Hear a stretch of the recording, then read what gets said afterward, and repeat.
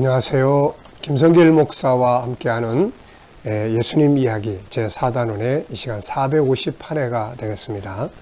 제목은 성령을 힘입어 일하시는 주님입니다. 자, 본문은 마태복음 12장 22절로 30절 다시 읽어보겠습니다. 그때 귀신 들려 눈 멀고 말 못하는 사람을 데리고 왔거늘 예수께서 고쳐주시매 그 말 못하는 사람이 말하며 보게 된지라. 무리가 다 놀라 이르되 이는 다윗의 자손이 아니냐 하니 바리새인들은 듣고 이르되 이가 귀신의 왕 바알세부를 힘입지 않고는 귀신을 쫓아내지 못하느니라 하거늘 예수께서 그들의 생각을 아시고 이르시되 스스로 분쟁하는 나라마다 황폐하여 질 것이요 스스로 분쟁하는 동네나 집마다 서지 못하리라. 만일 사탄이 사탄을 쫓아내면 스스로 분쟁하는 것이니 그리하고야 어떻게 그의 나라가 서겠느냐. 또 내가 바알세부를 힘입어 귀신을 쫓아내면 너희의 아들들은 누구를 힘입어 쫓아내느냐. 그러므로 그들이 너희의 재판관이 되리라. 그러나 내가 하나님의 성령을 힘입어 귀신을 쫓아내는 것이면 하나님의 나라가 이미 너희에게 임하였느니라. 사람이 먼저 강한 자를 결박하지 않고서야 어떻게 그 강한 자의 집에 들어가 그 세간을 강탈하겠느냐. 결박한 후에야 그 집을 강탈하리라. 나와 함께 아니하는 자는 나를 반대하는 자요 나와 함께 모으지 아니하는 자는 해치는 자니라. 아멘. 자, 본문 말씀을 보면은 바리새인들이 예수님에게 저 사람은 귀신 들려서 귀신을 쫓아내는 거다 이렇게 비난을 하죠.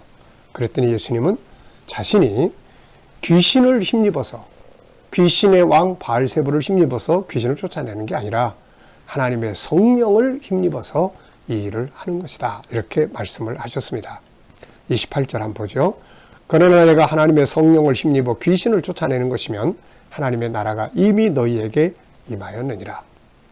그렇습니다. 주님은 하나님의 성령을 힘입어 이 일을 하시는 분이지 귀신을 접해서 일하는 분이 아니시죠. 이미 앞에서 우리가 살펴봤습니다. 이사야 선지자는 메시아가 세상에 오시면 하나님이 메시아에게 그의 영을 부어 주실 것을 말씀을 하셨죠. 마태복음 12장 18절을 보면 보라 내가 택한 종 곧 마음에 기뻐하는 바 내가 사랑하는 자로다. 내가 내 영을 그에게 줄 터이니 그가 심판을 이방에 알게 하리라 그랬습니다. 내 영을 그에게 줄 것이다. 이 예언처럼 예수님 이 땅에 오셔서 세례를 물로 세례받고 올라오실 때 성령이 비둘기와 같이 예수님에게 임하시는 장면을 말씀하고 있습니다. 마태복음 3장 16절부터 보면 예수께서 세례를 받으시고 곧 물에서 올라오실새 하늘이 열리고 하나님의 성령이 비둘기같이 내려 자기 위에 임하심을 보시더니 하늘로부터 소리가 있어 말씀하시되 이는 내 사랑하는 아들이요 내 기뻐하는 자라 하시니라. 아멘. 자, 주님은 이때부터 성령의 충만함을 가지고 이제 일을 시작을 하시죠.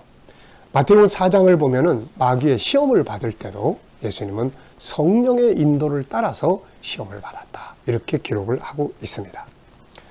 자, 예수님이 성령 충만해서 성령으로 일하신 이것은 오늘 하나님의 일을 하면서 믿음을 지켜가는 우리들에게 아주 중요한 모델이 됩니다.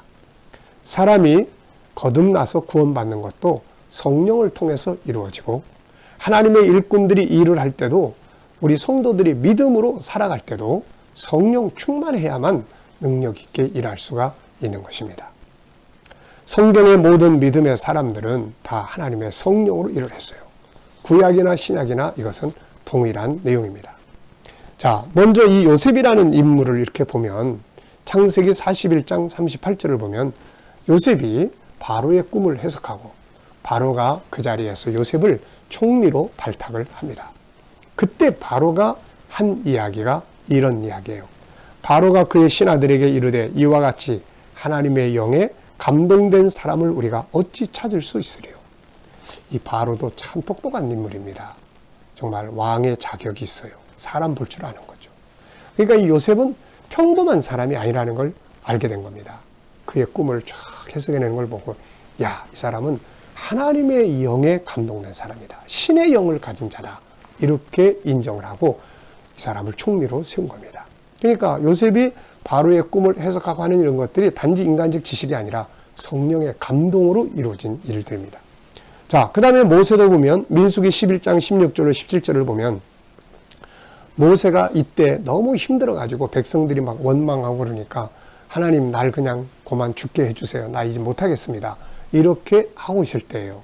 이때 하나님께서 뭐라고 이야기하셨냐면은 민수기 11장 16절 17절을 보면 여호와께서 모세에게 이르시되 이스라엘 노인 중에 네가 알기로 백성의 장로와 지도자가 될 만한 자 70명을 모아 내게 데리고 와 회막에 이르러 거기서 너와 함께 서게 하라. 내가 강림하여 거기서 너와 말하고 너에게 임한 영을 그들에게도 임하게 하리니 그들이 너와 함께 백성의 짐을 담당하고 너 혼자 담당하지 아니하리라. 자, 모세도 하나님의 영을 받아서 일을 했고, 그리고 이 70인의 사람들에게도 하나님의 영이 임해서 사명의 역사를 감당할 수가 있었던 겁니다. 자, 또 다니엘서 4장 8절을 보면 그 후에 다니엘이 내 앞에 들어왔으니 그는 내 신의 이름을 따라 벨드사살의 이름한 자요 그의 안에는 거룩한 신들의 영이 있는 자라. 9절에는 박수장 벨드사살아 네 안에는 거룩한 신들의 영이 있은즉 어떤 은밀한 것이라도 내게는 어려울 것이 없는 줄을 내가 아노니. 이렇게 하나님의 사람들은 다 성령을 힘입어서 일을 했어요. 성령의 충만함을 받아가지고 일을 한 겁니다. 그래 믿음을 지키고 사명을 감당하고 그래야 능력이 나타나고 하니까요.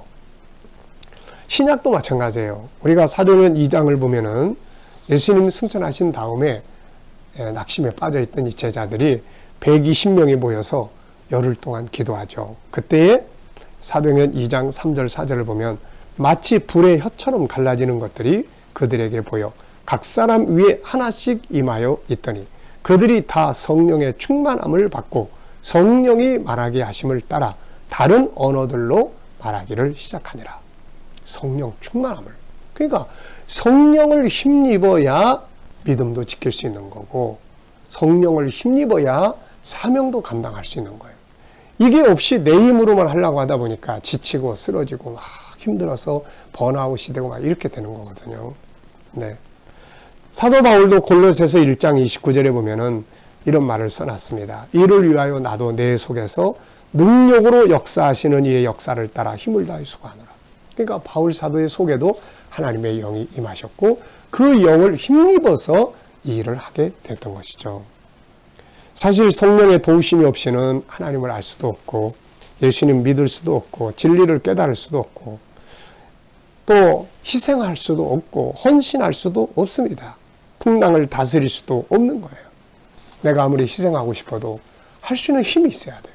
그 힘을 성령께서 주시는 것이죠. 성령이 내 안에 쫙 감동하시면 불가능한 것들을 막 가능하게 하는 역사들을 만들어냅니다. 자, 스가랴서 4장 6절을 보면은 그가 내게 대답하여 이르되 여호와께서 스룹바벨에게 하신 말씀이 이러하니라.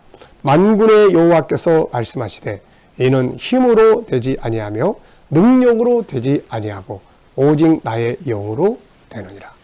큰 산아 네가 무엇이냐? 네가 스룹바벨 앞에서 평지가 되리라. 큰 산이 평지처럼 느껴지게 만드는 것. 이게 바로 성령의 역사예요. 그래서 우리가 내 힘만 가지고 봉사하고 헌신하려고 하면 막 지쳐버립니다. 또 누군가를 위해서 가족을 위해서 막 희생해야 되는데 내 힘만 가지고 희생이 잘 안 돼요. 조금은 가능해. 근데 끝까지 못 가. 그래서 성령 충만. 이게 제일 중요한 거예요.